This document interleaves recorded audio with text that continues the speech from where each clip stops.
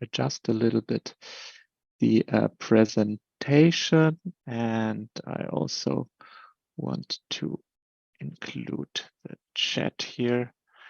Well, and if there are no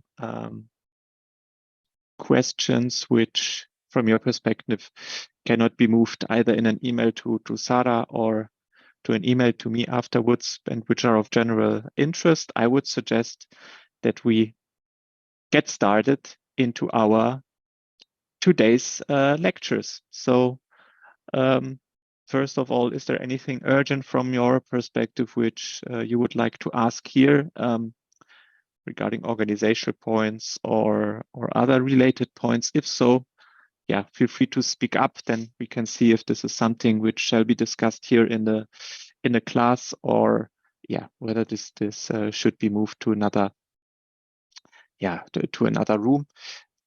All good so far? Are you yeah, or do you have anything you would like to raise or discuss here? Then please feel free to speak up.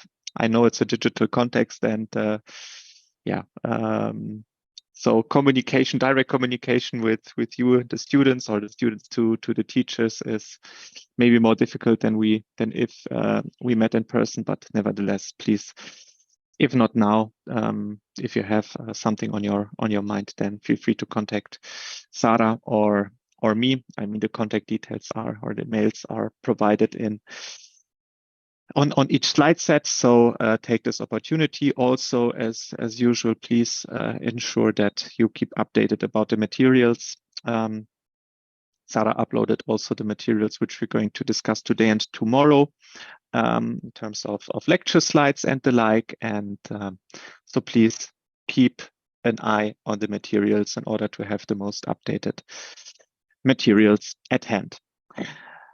Well, maybe a very short recap regarding, just to give you here this picture, what we, this is like the overarching goal, or the which in a nutshell provides the first principles we discussed. So I think this should be clear that the overall target, goal, or objective of the firm is to maximize the value of the firm. And in this context, we covered the investment decision, the financing decision, and the dividend decision, right? These are the components to be taken into account. In context of the investment decision, we basically said, well, invest in assets that earn a return greater than the minimal acceptable hurdle rate. And what we're going to cover today goes basically in this first or part of the investment decision. So basically we're discussing, well, what needs to be fulfilled in order to, well, perceive an investment as, well, interesting, right? Or as something we would like to tackle. In our lectures last week, we talked a lot about, cash flows, the way we can move cash flows back and forward, right? We used interest rates, we used discounting, we used compounding. Was the toolkit which we will also utilize now when it comes to evaluating investments, right? So what we learned so far is going to be helpful for us also in future lectures, right? And now in context of determining, which investments can be perceived to be interesting, right? Attractive for us. We're going to learn about the tools and the ways of evaluations. And as you can see from the title of this lecture set, well, risk and return seem to play a role here, right? So maybe now as an introductory question to you, what do you think is risk? What is risk? I do not expect now a finance definition of what risk is, but just from an intuitive point of view, what would you perceive, or how would you describe risk to me in this context? It's really just meant as getting you to think about risk. Anyone who would like to? Okay, I see in the chat already entries. I mean, if someone also wants to speak up, then feel free. Yeah, I see. So anyone wants to also speak up and describe I maybe think what? grace is like something negative, but in some context, it's positive. Okay, negative or positive in what sense? I mean, what would be the consequence of something negative, or what would be the consequence of something positive? Can you specify this a little more? I mean, very good. So, but can you specify it a little more? What I is good? What suppose is bad? like when something great, it means it has a lot of profits or opportunities, you know. Mm-hmm. Mm-hmm. But now let's put it into the finance context. What could be a positive, or what could be a good outcome, or what could be a bad outcome? Like, well, might be that you get less than expected out of an investment, right? That would be like the downside. So suppose you invest in a company, or you buy a stock, right? And you have certain expectations about, okay, what could happen, yeah, to the stock, how a company might develop over a certain period of time. Well, and obviously, when you buy this stock, right, then your expectation is, well, you wouldn't buy the stock. At least that's what I hope. You wouldn't buy the stock if you knew that it's going to decrease in value, right? I mean, a rational investor would say, okay, I'm investing in stocks, which based on the information I have and based on maybe yeah, the other constraints I'm setting myself, I would like this investment to, or the stock to develop positively, because then I would generate a certain return, right?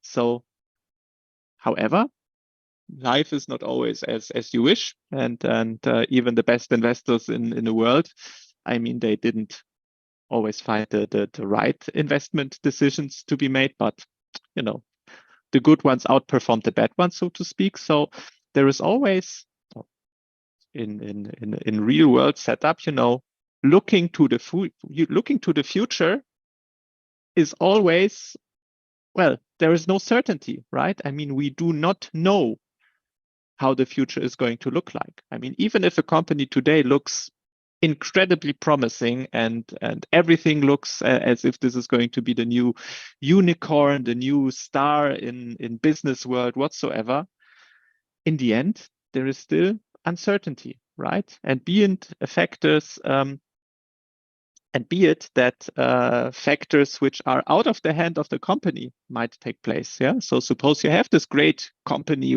where you actually know that market demand is incredibly big for the product or for the service they offer. No one else is offering it whatsoever. You would argue, well, the demand is certain. Everyone ordered the product. Everyone wants to have it.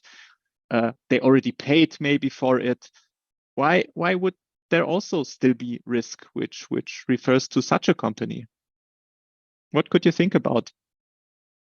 You know, suppose in a hypothetical environment, a company has already pre-law or has already told, okay, we are going to or 1st January 2024, we're going to launch our new, I don't know, our new car whatsoever, e-car, which can drive 10,000 kilometers without having to refill energy whatsoever. So even outperforming Tesla and no competition in the market. Yeah, everyone already ordered it. It's paid whatsoever. Is this riskless? Or from the company's perspective?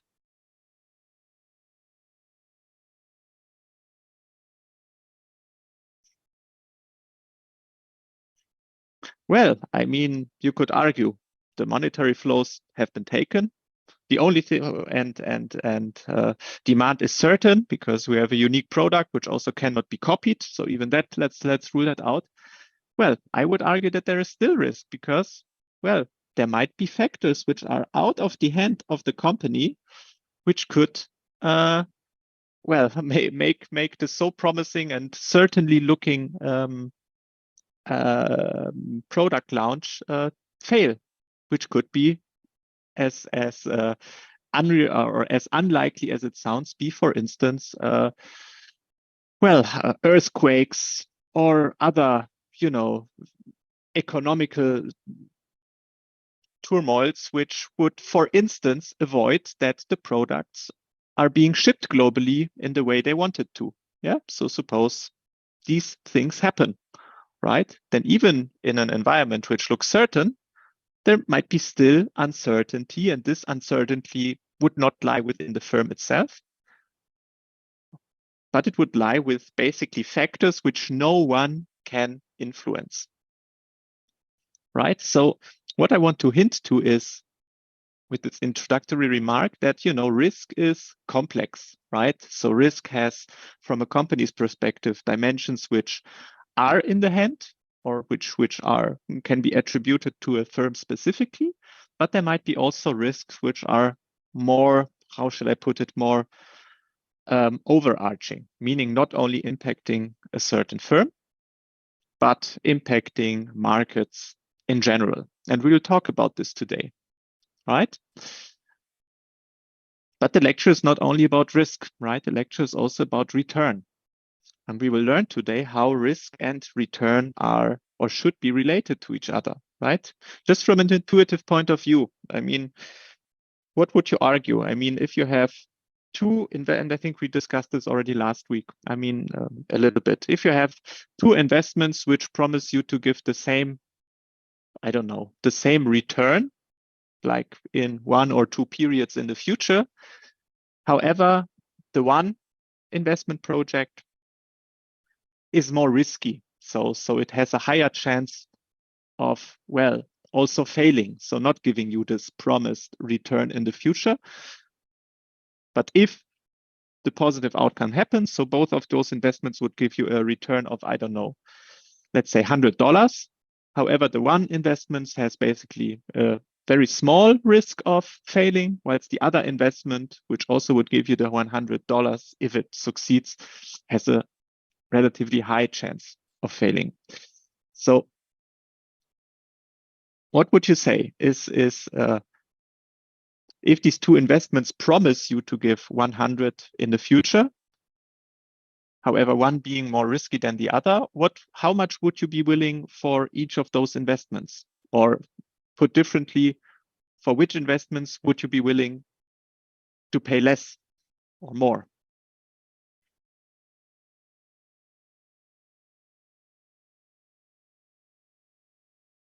Well, I guess that if there is a riskier investment, right?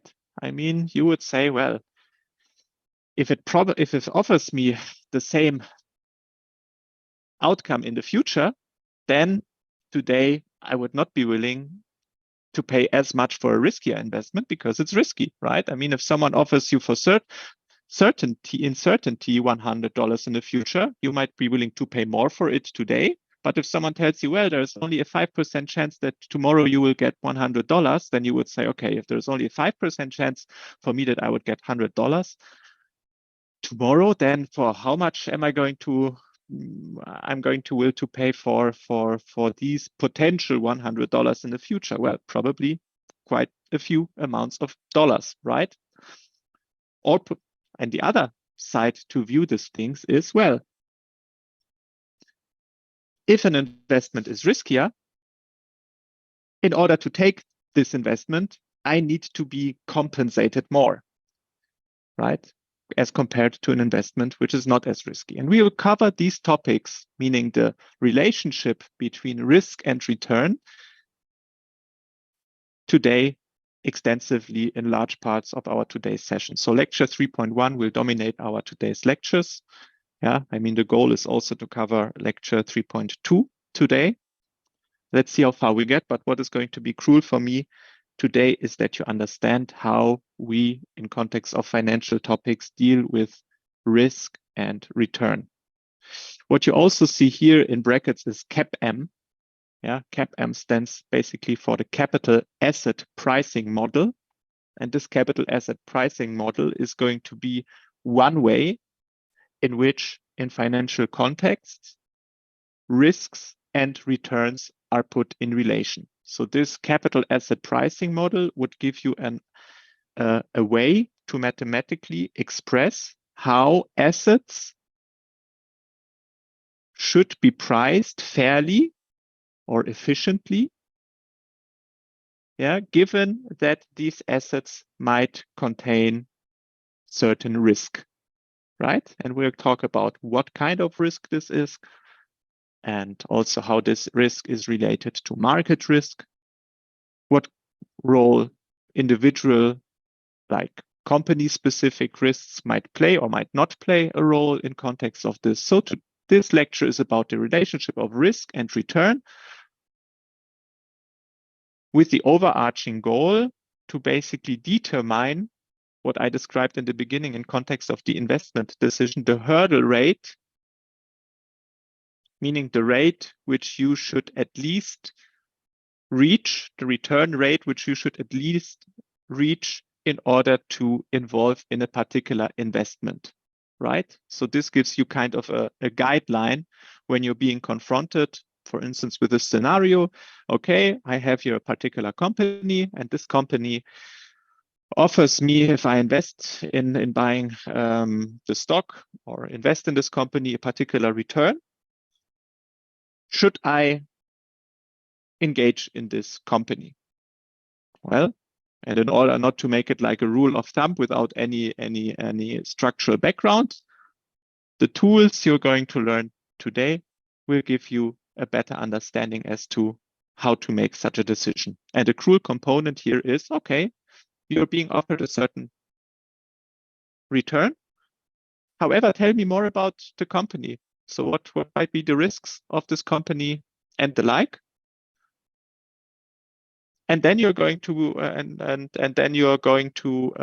compare it, because this is also important. You're not simply going to look at this one company, but as a smart investor, you should be like, okay, so this company offers me a particular amount of return.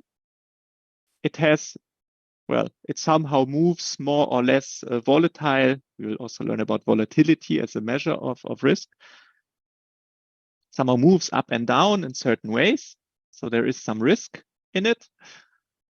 And then we're going to analyze, okay, given this risk specifications we have, given the return which is being offered, and given my other investment opportunities on the market, should I invest in this stock or not? Yes or no? Right? So this is what our today's lecture is going to be about. So I hope this is clear so far. If there are no questions, we can get started with the lecture. And already I'm going to say it's going to be, again, quite mathematical today. So we're going to deal a lot with formulas and the like. I'm going to try to give you intuitions about all the topics we're going to discuss today. However, you're going to be required to recap the contents today intensely by yourself, right? In order to understand also really what we are doing here. Nevertheless, today here in the lecture, you're given the opportunity, or I will try to guide you through all the topics. And so I also hope that my introduction, before we get into the slide, was already helpful in terms of giving you a picture. Where do risk and return suddenly come from? Well, they come from the fact that here in context of finance, we want to also find the right investment decision. And in order to find the right investment decisions in general, we need to determine under which conditions are the returns that are being offered to us aligned with the corresponding risks that we would take, right? So far, so good. So the contents we're going to cover can be basically broken down into 3 blocks. First, we're going to talk about, well, how do we measure risk and return, right? So this is going to be about, purely describing how we measure risk and return in general. In the second part of today's lecture, we're going to discuss this trade-off between risk and return, right? I mean, how should we be compensated if we bear more risk, more or less risk? If we're being offered more return, how does this translate into our risk acceptance, right? We're also going to talk a little bit about preferences of individuals, right? Which is going to be a topic you will also cover in a follow-up course on microeconomics, right? So nevertheless, today going to give you a brief introduction about preferences and utilities, whilst this is not the focus of the OFIN course. Well, and the third part is then about asset pricing. So we will use the knowledge of how to measure risk and how the trade-off between risk and return can be intuitively seen in order to establish a model for asset pricing. And here the aforementioned capital asset pricing model be of relevance, right? So I hope this structure, this guideline is clear for you. So let's get started with the first part, which is measuring risk and return. We're going to start with return, how to measure return, also over certain periods, going to see the timelines we've seen also last week. And once we've discussed a little bit return, we'll then talk about risk. When talking about returns, you will also see some further terminologies I'm going to introduce, but simply not to lose the big picture. Measuring risk and return is what we're going to talk now, starting with return and then later talking about risk. Okay, so let's start with how we can interpret a return. So let's suppose you bought an asset in period T, right? I mean, so these timelines should be clear to you. I mean, we discussed them last week. So suppose you buy an asset in T for a price PT. All right, so you invest minus PT. So that's where the negative signs comes from, because this is what you pay, right? You pay a price for an asset. And then in the next period, let's suppose you sell this asset, right? If you sell this asset, well, the price of this asset will not any longer be PT, so the price in period T, but it might have a price PT plus 1, right? And in addition to price PT, yeah, you will also obtain a dividend. So you sell the asset and you obtain a dividend for selling this asset, which is referred to as capital D T plus 1, right? So now if we see this flow of, so to speak, cash flows, what can we say? Well, a return or the realized return, capital R T plus 1, is nothing else than, well, what you gain in the next period, or in T plus 1. So DT plus 1 plus PT plus 1. This is what you get in when you sell the asset in period T plus 1. However, your return is, well, what you gain in value as compared to your initial investment, which is PT. So your absolute return would be what you get in the next period minus what you paid in the first period. And then in order to put it in relative terms, well, you invested in period 1 the amount PT. So the relative realized return would be absolute return divided by initial investment. This formula can be then broken down even further. I mean, you know, we have here one big fraction and the fraction of the sum is the sum of the fractions. So what we can do now without losing anything is we can divide this large fraction into this two sub-fractions, right? So we can simply write this part, dt plus 1 divided by pt is our first fraction, plus this part, which would be our second fraction. And what do we see here? dt plus 1 divided by pt. This is nothing else than the so-called dividend yield. This is what we get in relative terms as compared to our initial investments in terms of dividends. And pt plus 1 minus pt divided by pt, well, this is our capital gain yield, right? So we invested pt, the price pt, in order to buy the asset. We sell the asset for pt plus 1. So if we compare in absolute terms, pt plus 1 minus pt, this is our absolute capital gain, but the capital gain yield would be pt plus 1 minus pt divided by pt. So our realized return can be broken down once we conducted all the maths into our dividend yield plus our capital gains yield, right? This is how we would measure a one-period return. What is then provided here is a more concrete example, right? So suppose we have a person who buys a share for $4.5 per share, holds it for a certain period of time. During this period of time, a yield is paid of 42 cents, which is our dt plus 1, and the stock price changes from 4.5 to $4.63. So now the question is, what is our 6-month yield, realized return generated? And here we would apply simply the same formula as here. So if you should be asked in the exam, what is your return generated for the 6-month period given the setup, you would simply plug in, well, dt plus 1 is our 32 cents plus 4.63, which is our price after 6 months, minus 4.5, which is our initial price, divided by 4.5, which is our original price. And once we do the math, you would see that your the realized return would be 10%. And now you can also subdivide that.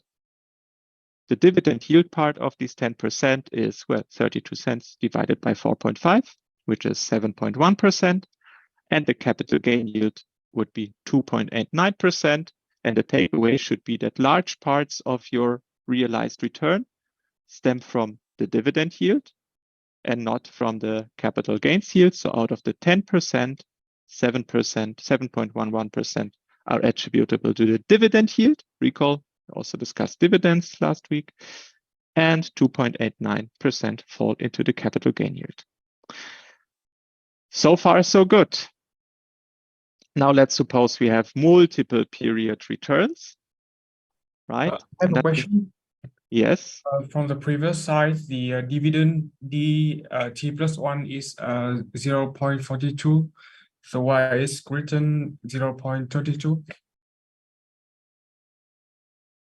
Okay. That's a good point. I mean, these slides that were taken were based on materials from a colleague of mine, but that's a good point. So each share pays a dividend of 42 cents. Yeah, you're right. Then here, very good that you mentioned it. Here seems to be a typo. Let me now just see if the 7.1% is correct. I will calculate it directly. So 0.42 divided by 4.5. Okay, so if you take the 42 cents, which is a very good point of your colleague, so please replace here the 32 cents with 42 cents. Yeah, so here is a typo. Then the dividend yield would be 9.33. I also saw it here. 9.33%, right? And the capital gain yield, you should also double check then correspondingly, 3.62 minus 4.5 divided by 4.5. Okay, this is still 2% here, but the overall return, you would also have to adjust here the 32 cents with the 42 cents. So very good hint from your colleagues. So please ensure that here you apply to the exercise the right formula. So here was a typo, not 32 cents, neither in the 6-month yield should be here, nor in the dividend yield. Thank you.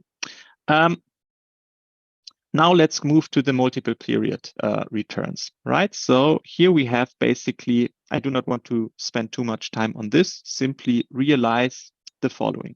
A stock has quarterly returns of 3.2, 2.1, 2.3, and 2.1 for each quarter. What is the annual return? So here it's simply the relation between quarterly returns and annual returns. So in order to obtain an annual return from 4 quarterly returns, you would simply multiply here as specified here. So you would have, in order to reach 1 plus the annual return, right, which is basically 100% plus what you get in returns annually, you would write 1 plus 3.2% times, open the brackets, 1 plus 2.1% plus 1 times 1 plus 2.3% times 1 plus 1.021%. This would give you 1 plus R annual. So if you calculate this part, you would get 1 plus R annual. And if you then subtract 1 from the left and the right hand side, your annual return should be 10.5%. Now let's suppose other example where a stock has quarterly returns. However, you only have 3 quarters available information, or 3 quarters. You started investing in the 2nd quarter, so to speak. You have these numbers, 3.2, 2.1, 2.3%. And now you're again asked, okay, suppose you have this information. What would be my annual return given that I now have 3 quarters to be invested? You would apply the same rationale as before by multiplying here the individual returns as specified above. So we would say 1 plus 3.2% times 1 plus 2.1% times 1 plus 2.3%. However, this would not give you now 1 plus R annual as described above, but it would give you, given that you only have 3 quarters, it would give you 1 plus R annual to the power of 3 divided by 4. So this exponent here takes into account that you only have 3 quarters. And then you would rearrange again. So you calculate this out. You would rearrange, by first of all taking the power of 4 divided by 3, right, in order to get rid of this exponent in the first place, and then by subtracting 1, which would give you then this annual return. Right? Good. The third example, I would ask you to, recap by yourselves. The same rationale would apply. A stock pays an annual return of 14%. So now you have vice versa. You have 1 plus R annual, so you have 15% R annual. And then you're being asked, what is the average quarterly return? So you simply apply the formula as basically discussed here. So you have 4 times, you would argue, the same average return. So the difference maybe from example 1 to example 3 is that in example 1, you were given 3 specific and differing quarterly returns. Whilst in question 3, you are being asked, what is the average return? So assuming that each of the quarterly returns would be the same. And then you would apply this formula by saying 1 plus R is 1, or 1 plus R annual is 1 plus R quarterly to the power of 4. And then you rearrange for R quarterly. right? The same you could do if in the exercise it was specified that you're not interested in the average quarterly return, but in the average semi-annual return, meaning twice a year return would be paid. You would apply the same formula or an analogous formula by saying 1 plus my annual return of 15% should be equal to 1 plus R semi-annual to the power of 2. And then you rearrange for R semi-annual. So this should ideally not be a big challenge. So if you were asked something like this to basically calculate quarterly returns from annual returns and the like, you should be able to do this. Well, average returns, we already started to talk about, but now suppose that, as you can see here in this example, over time, so over the years, yeah, so between 2007 to 2011, you have information about the returns, which apparently here were made within the so-called Australian All Ordinaries Index, right? And now you have this information for between 2007 to 2011 and going beyond also between 2012 to 2016, right? Then your average annual return, you would simply generate by taking the average of the previously annual returns. So in order to generate basically the annual returns between 2007 until 2016, according to this example, you would see how many years do we have? 1, 2, 3, 4, 5. You would have 10 years of observation. So your capital T would be 10, 1/10, and then you simply take the arithmetic mean of the realized returns from the past. So you would say in R1, so in our example would be the first observation you have, so 2007, so you would have 18% plus minus 40%, so 18% minus 40.4% plus 13.9% plus 3% plus minus 11.4%, and so forth, plus 13.5 plus 14.8 plus 0.7, and this would give you your average annual return. These averages are going to be important also when we are going to talk about risk in a second. So bear this in mind. We are having here our average returns, which we generate, right? And now if we assume that somehow the distribution of this return, so the way these returns evolve over time follow a same distribution, then our expectation would be for the future, well, that our future return, our expected returns for the future, would correspond to the average return we generated so far. However, importantly to note, I mean, if you have this kind of calculation, the average annual return, it is important to note that this is a look backwards, right? So this is a look into the past. So your average annual returns, you calculate basically based on the knowledge from the past. And now your expectations, well, as the name hints, well, the expectation is something which goes beyond the past and also beyond the present, because if I looked today what the price of a certain stock is, I do not have to have expectations about the present value. I simply can look about the present value of a stock or the present value of today paid out returns. So the term expectation refers necessarily to the future. And now if we assume that, okay, future might, or the returns of the future might follow the same distribution in the past, then we would say that our expected return is as an agnostic approach equal to our past expected returns, right?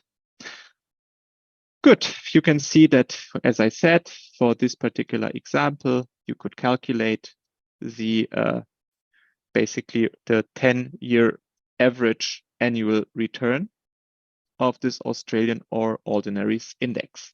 right? Now, as I already hinted, let's move a little bit beyond returns and start now to talk a little bit about risk from a more mathematical and conceptual point of view. I mean, as we discussed in the beginning of our lecture, we said, risk is something where variation steps in, where it's not certain that I will get something for sure in the future, but there might be some uncertainty about the future. And there are a few things in the future that are certain, obviously.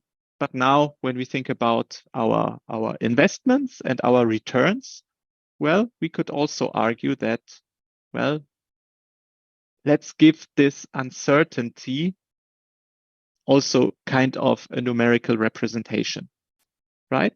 And for sure, our uncertainty in general refers to the future, but in the same way, we can model historical returns, right, of what we've realized in the past in terms on average, in terms of returns. We can also model our risk, or our risk when looking at past returns being realized. And what do I mean by this? I mean, suppose now, before I move to the next slide, that all the returns generated in the last 10 years were equal to 5%. So every time, every year, your return would be 5%. And then someone told you, I mean, this company is crazy. I mean, this would not happen in reality. But suppose you had a company which over the last 10 years always had a return of exactly the same 5%. Then taking these last 10 years as an indication of, well, what is the risk of generating a particular return? I hope you would agree with me that you would say, well, the risk of obtaining this 5% in the past was very, very basically not present, right? I always got 5%. Like as if I invested in a government bond, which promises me for certainty that I will get 5%. So there's actually no certainty in I would observe when the past is considered. And here, suppose for a moment you had this imaginary stock, which always gives you 5% returns. You would also say, well, this is seems to be no risk. I mean, no risk in terms of how much return I get because I always got the same 5%, right?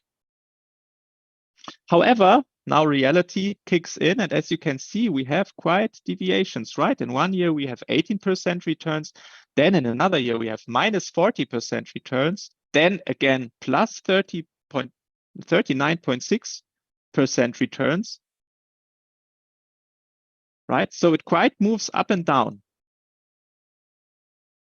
Well, and you could say one term to express this moving up and down is, well, there's quite some volatility, right? So quite some movement, right? Some hectical ups and downs in the past. And these hectical ups and downs, or not hectical, but these ups and downs over time, we would like to model somehow. Because if we were able to give this ups and downs, which represent basically, well, those unexpected or not very plannable returns, because, well, imagine you have seen the first three, imagine you would be in the end of 2009 here, and you would have seen the return 18%, minus 40%, and then 30.9%. Would be hard to estimate what the return next year is, right? In one year, I mean, make plus 18, then in the next year, minus 40. Then I make 30.9%. I mean, to be honest, I wouldn't have expected that the return next year is 3%.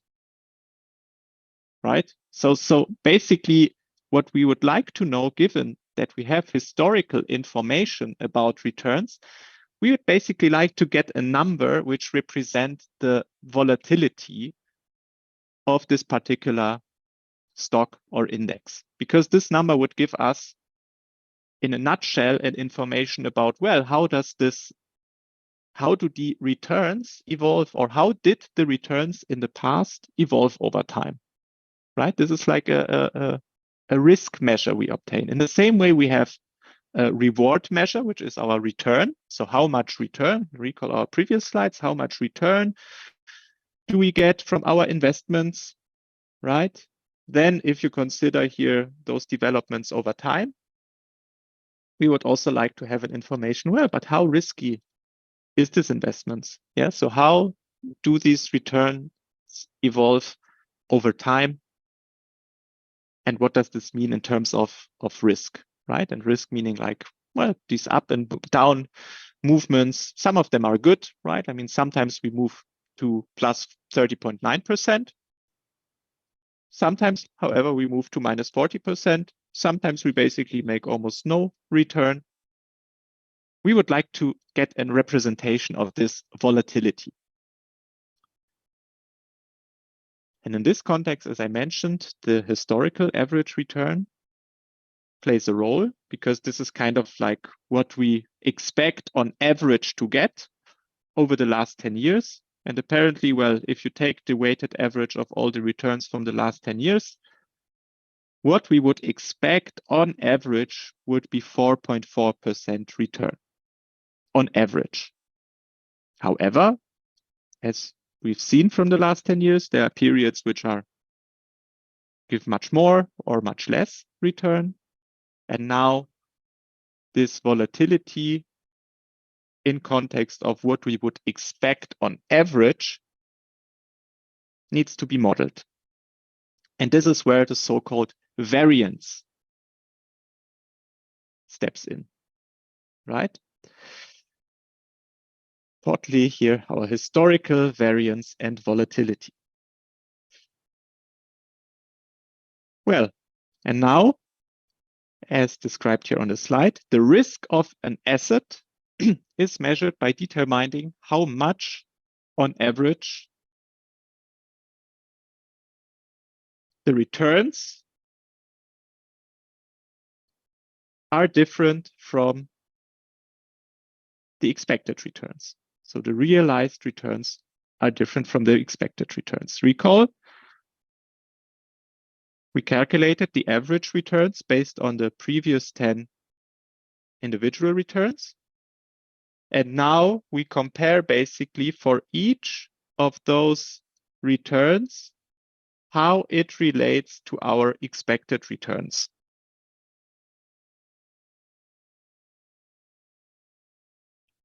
Right?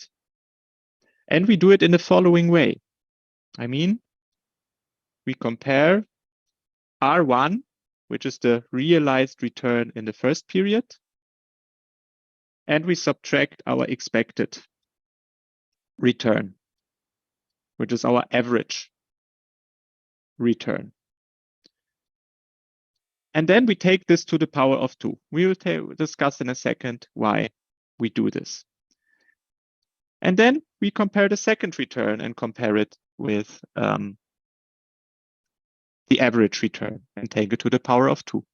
We do this for all the 10 returns we analyzed, and which were also summarized here. So the numbers here should correspond to the numbers here. The difference, so we would have R1 minus the average. So 18% minus 4.4% would give us 13.6%, minus 40.4%, minus 4.4% is 44.8%, and so forth. So this is the difference. So R1 minus R bar is here. So for those who want to have this clear, so here in this column, we have all the entries for Ri minus R bar, where I stands for the year between 2007 and 2016. And here in this column, you have the squared differences. So for each of those values, 0.13 to the power of 2, minus 0.44 to the power of 2, and so forth. So those are the squared differences. And then based on all these numbers, you can then generate the weighted average. I will not get in too much detail why we have here t minus 1, because recall when we had the weighted average of returns, we divided by the number of periods. So we had the sum of the 10 returns divided by the 10 periods. In context of empirical variance estimation, you divide by t minus 1. This has something to do with consistency and so forth. We will not discuss it in detail. However, think about it in that way that in this equation, we use one estimated variable, which is here the average returns. And therefore, we subtract in the denominator minus 1 in order to, in the end, obtain non-biased and consistent estimator. So think of this as the weighted average of deviations from the mean. Yeah, so take this for the moment as given, that we divide not by t, but by t minus 1. This is the empirical estimate. If we replaced R bar, which is the empirical estimate for the expected return. So if we would have the true expectation, which is not based on the past, we would then divide by t. However, here we are dealing with an empirical estimate. And given that we are dealing here with an empirical estimate of the expected returns, we take into account here this 1 degree of freedom. So I do not want to focus on this here. Please accept this formula. What is more important for me now is that we understand in more detail here the denominator of this formula. Because so far we said, okay, in order to model the volatility, right? In order to model this volatility, we basically determine the variation between what we saw as realized returns and compare it to our, well, historical average here. And then we took the square of these individual terms. And then we created basically the average of all these square deviations from the average returns. So what you see here, this is the weighted average of the squared differences of the realized returns from the past. And this is referred to as the so-called variance. If we now calculate this variance for all these for all these returns and all the deviations from the means, we get a value of 0.043 or of 4.3%. Now I would introduce you, and I beg for pardon for further understanding. What we can now do is we take the square root of the variance, and the square root of the variance is called the standard deviation. Yeah. So if you should in the exam get a variance and you are asked to calculate the standard deviation, note that the relationship between the standard deviation and the variance is as described here. Standard deviation of returns is nothing else than the square root of the variance. So once we calculated the variance, which is again the sum of deviations of the squared returns, and we take the square root of this, we end up with a value of 20.87%. Well, but the question is, what does this mean, right? I mean, so far we calculated the historical return, right? And this should be somehow intuitive, right? I mean, we take simply the sum of returns, take the average of it and say that, well, on average, given that we observed here these 10 returns over time, we would say that the historical average returns was 4.4%. Now I'm telling you, okay, in order to measure the risk of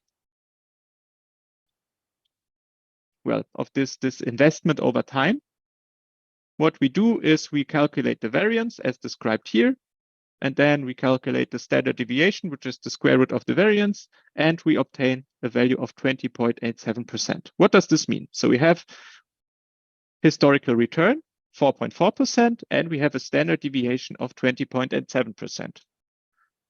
What do we do with this? How can we deal with this? And I will explain to you in a second how we should interpret this 20.87% or also here the variance of 0.04. But before we do this, I would like to ask you the following question. Why? Because I'm still owing you the response. Why do we square those deviations?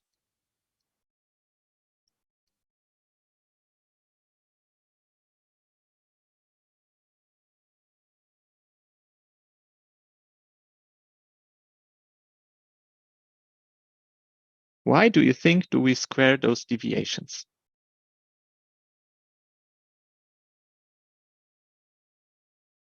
If you have an idea. Yeah. I think we square it because we want to eliminate the minus sign. Okay. That's very good.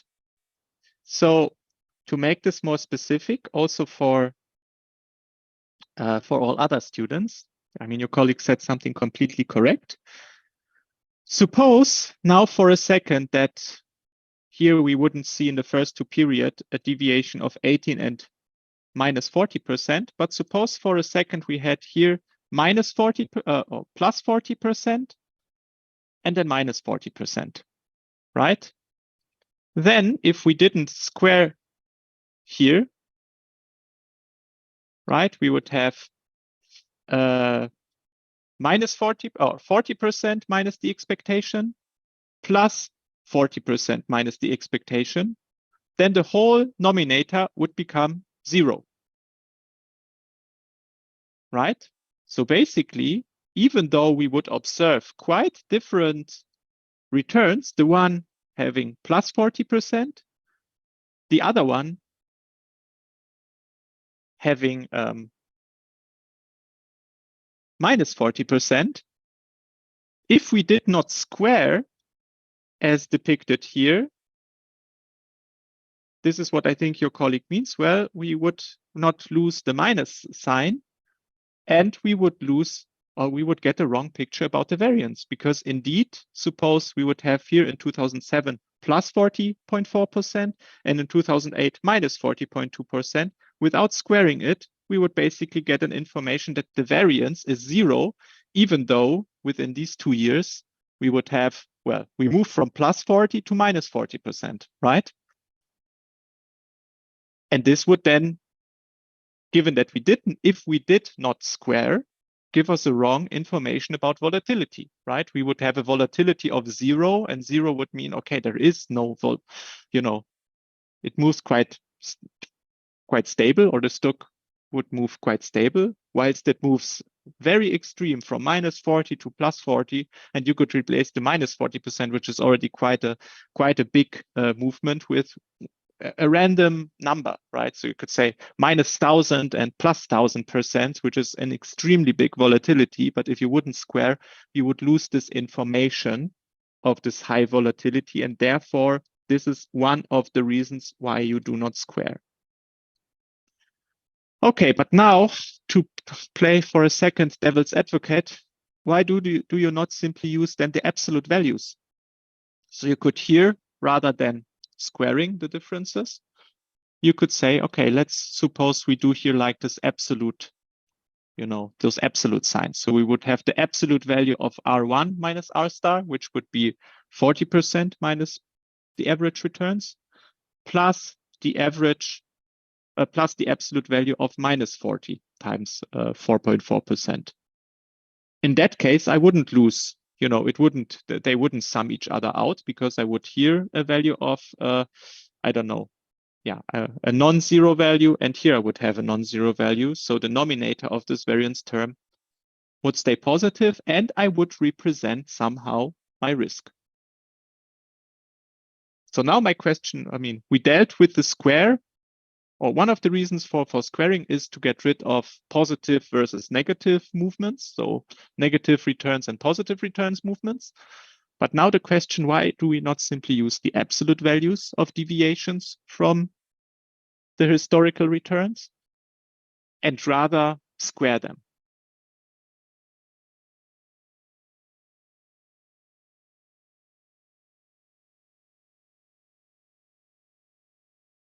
Well, the response to this question is that, well, by squaring, we weight in large deviations more than small deviations, right? So recall, this volatility measure shall give us like an information about risk of an asset, right? And now it could be that we have an asset which has some volatility, but this volatility is rather, you know, it's relatively close to the mean of its historical returns. And we want this volatility measure to distinguish a stock which has relatively stable movements around its mean from stocks which have maybe on average like similar developments, but then also very large outliers in one or the other direction, right? Because I think you would agree with me that a stock which evolves rather stable over its mean has a different risk in terms of, well, movements ups and down compared to a stock which might behave to a certain extent similar, but then has occasional or maybe also more stable outbreaks which are larger, right? And in order to distinguish those stocks or the behavior of those stocks in terms of return evolvements, this is why we square the deviations from the return in order to be able or to be better able to distinguish larger deviations more and to price in this risk which comes from these larger deviations in a better way, right? So this should now give you an intuition, and this is also described here on the next slide, so such that you can follow up on the one hand why we use the squares of differences, and also why we not simply use the absolute values of the differences. Okay, so now I gave you a response to the OFIN question why we use the squared differences of returns. What I am, however, still owing you is an interpretation of, well, now for this stock with the 10-year period, we derived the variance based on the formula I presented to you and also the standard deviation I presented to you, which in a nutshell tells us, okay, we have a stock which on average has a return of 4.4%, and it has a standard deviation of 20.87%. Well, but what do these 20.87% mean? And here, we will not get into detail in too much, but think, or let's try to understand the following picture. The following picture gives you a distribution of returns over time, like in a stylized way. So this is like a model picture. But what you could do in theory, you could over time, let's suppose you have a longer time span available here, you could basically plot the returns of this stock, right, in such a graph in which you would, for instance, depict how often do we see particular returns, right? And this is what a distribution function is about. A distribution function gives you information on how are the returns of a particular stock distributed, meaning where do we expect the most returns and where do we expect less returns, right? And now, once you have information on the average return. The average return is this return where the biggest mass of this distribution lies. So most of the returns of this stock should lie here in the range of the average. This is where this distribution function steps in and has its maximum. However, when we now talk about future returns, well, we can utilize the information on historical returns. So here, this is somehow determining how the structure of returns looked like in the past. And in addition to this, we can now utilize our information on our standard deviation, which again, as you recalled, was 20.87%. And how do we add this 20.87% into this picture? Well, on average, the return is 22.05%. This is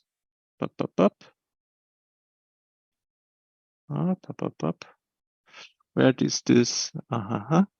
Okay, so we are talking here about a different example than here, so please don't be confused. We move beyond this example. Now we have an example from a book in which we have the information that a company has an average return of 22.05%. So this is another company than the one we talked about in the previous slide, where we had an average return of 4.4%. Now we're talking about a different example, a company having an average return of 22.05% and with a standard deviation of 42.62%. So in our initial example, we had a company with return 4.4% and standard deviation of 20.7%.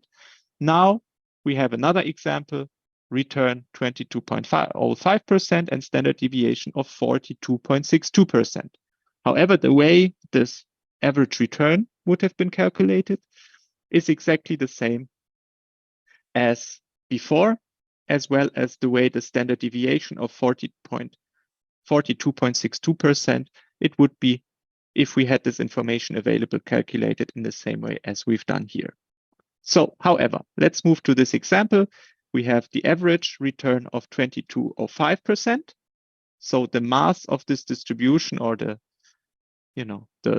maximum of this distribution function, would lie around the average, the historical average of the returns. So far, so good. The way this is calculated, we discussed. And now suppose we calculated here the standard deviation of 42.62%. How do we add this 42.62% into this graph? Well, we would now say, well, on average, we would expect 22.05% return.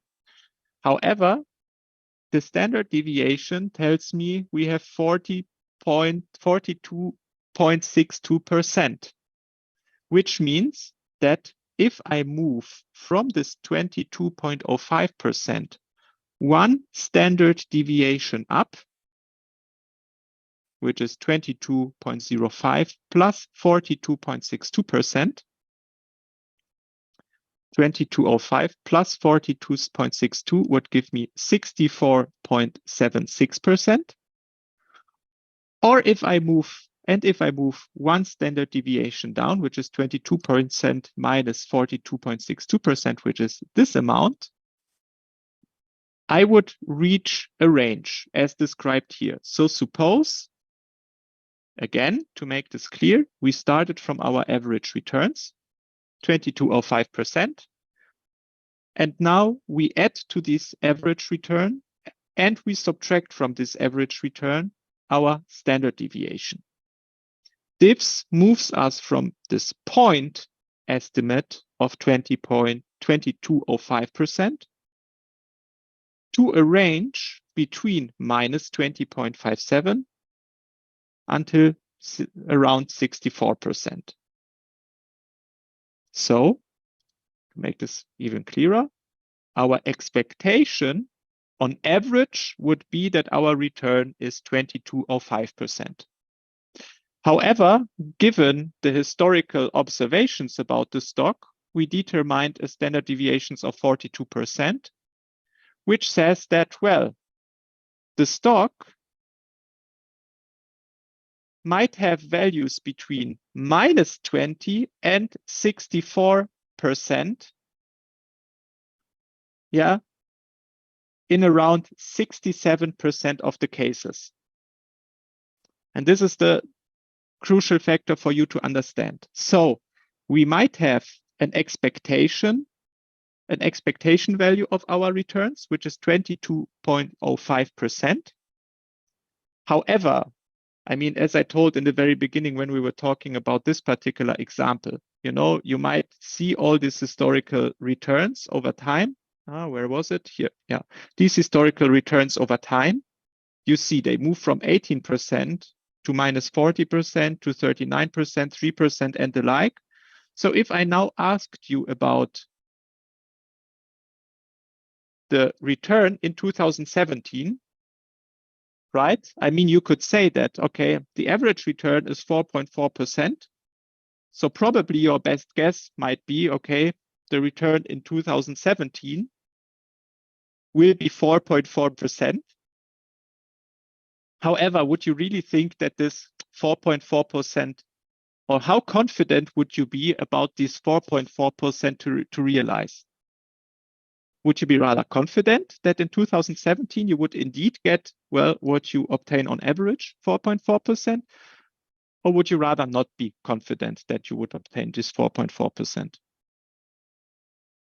Based on what you see here from previous returns? Would you be rather? I don't think. Okay. Yeah, you don't think so. You're not confident. I would also not be confident, to be honest. I mean, I see the returns move from 18 to minus 40 to 39 and so forth. I have an average. Okay, this is like the average of all returns I have. I might say, well, return could be 4.4%, but I wouldn't put much confidence in it. And this is where the standard deviation gets in. The standard deviation gives you now a range about values which with a certain percentage or with a certain probability might be reached. And this is what I tried to explain to you before. So now in this example where we had an average of 22.05% return and a standard deviation of 42.62%, I could ask you the same question. So suppose your average is 22.05%. You would also have a historical rate of returns, right? And I would ask you, are you confident or not that this 22.05% are realized? And here, the standard deviation would give you the information, or would give you the information I tried to give you beforehand. So you would expect, or on average, that 22.05% are being realized. However, when you, from this expected value, subtract one standard deviation or add one standard deviation, you would get a range between minus 20 and plus 64%. And I will not derive this analytically to you, but you can believe me that this range between minus standard deviation and plus one standard deviation from the expected value gives you around 2/3, or gives you with a probability of around 67% the correct value, right? So with 67% confidence, you could say that the next return would lie between minus 20 and plus 64%. You know, with 67% probability, right? So again, I asked you in the beginning, suppose you would guess for the expected return to be the right value. You said, well, I do not think it's likely. I completely agree, because, well, it's just the expected value and there was lots of volatility going on. Here we have an example where my expected return was 22.05%, right? And with a very large standard deviation of 42.62%. And if I now subtract, so my confidence in this 22.05% to really realize as a next return in the future is rather low, given that I see this big volatility. And now the standard deviation, with the help of standard deviation, you can make statements with more confidence, right? I mean, if they are then still valuable or not, that's the other question, but you can make statements with more confidence. Because in the very beginning, in the introductory question where I asked, do you think that really takes place, that in the next period you will get the the average return, you said, well, no, I'm not that confident. And I agree. And now this concept of standard deviations shall give you better estimates, even though they are not certain. They give you just a range of values in which you could expect with a certain probability the realized returns, but it is more realistic than simply saying, well, my expectation for the future is the average return from the past. This is most likely not going to happen, right? So your takeaway should be, if you have the expected value and you have an information about the standard deviation, you should be able to give a range of returns which with a certain probability will give you the return of the next future period, right? So here in this example, when the average return was 22.05% and the standard deviation is 42.62%, then you should be able to say that with a 67% probability, yeah, the future returns might lie between -20% and +64%. And if you want to make with even bigger probability an estimate about where the next return will lie, well, you would not add and subtract one standard deviation as I've done here, but you could add or subtract two standard deviation, right? Assuming that here those returns are normally distributed. Well, and if you add and subtract from the 22.05% two standard deviations, well, you would end up with an even broader range, right? So you could, with higher confidence, because now when you add and subtract two standard deviations, you could predict with 95% confidence that your returns will lie between -63% and 107%. Right? I mean, so you could give a quite confident statement about, okay, given that I see the average return being 22.05% and the standard deviation of 42.62%, in 95% of the cases, the returns will lie between -63% and +107%. I mean, in terms of confidence, this sounds good, right? Because, well, you make a statement which in 95% of the cases, given that the distribution of the returns will not change in the future, is true, which is good, right? So you could make a statement with 95% confidence. Okay, that's good. However, if an asset is very risky, meaning if it has a very high standard deviations, that should also be a takeaway for you. I mean, if a standard deviation is very, very large, well, then your range of outcomes also becomes very large, right? So question is, how valuable is an information that, okay, I have a stock which has on average 22% return, and in 95% of the cases, the next return will lie between -60% and +107%. I mean, this is a very huge range, right? I mean, maybe if you told this to one of your friends, you would say, well, thanks for nothing. I could have guessed myself that, I mean, in most of the cases, the returns will lie between -60% and +107%, right? I didn't need your advice or I didn't need your input on that. However, that's the way to model volatility and also to make then statements about ranges of expectations.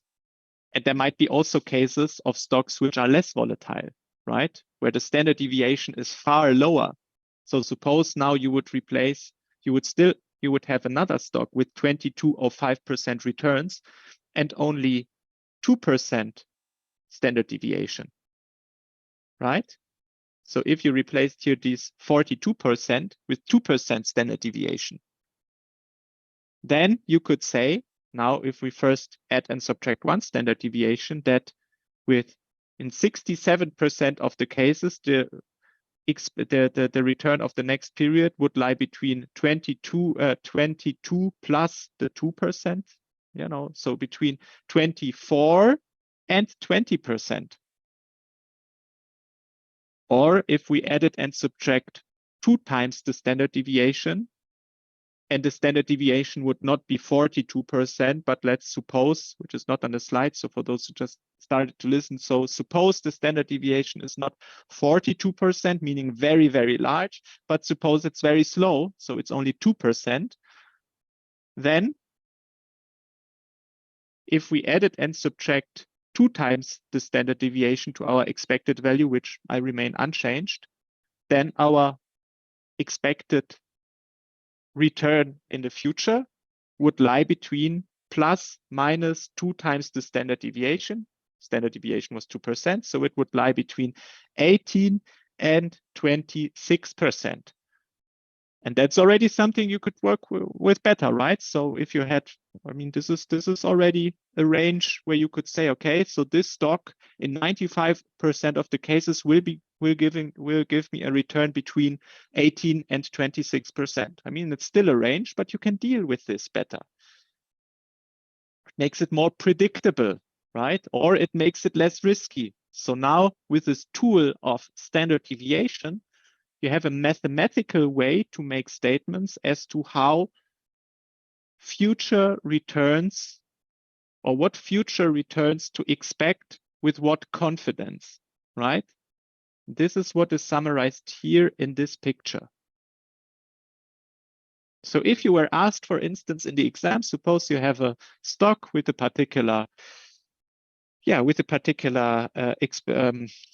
historical return, with a given standard deviation, with what confidence, or with a confidence level of 67%, how high would you expect the future return to be? And here you would utilize that, you know, that in 67%, it lies within plus minus 1 standard deviation of the historical return. Or if you were asked for a higher confidence level of 95%, you would add and subtract 2 standard deviations. So I hope this is clear so far. Let's summarize a little bit what we have been discussing. Historical risk and returns summary. So we talked about returns in the very first place, realized returns.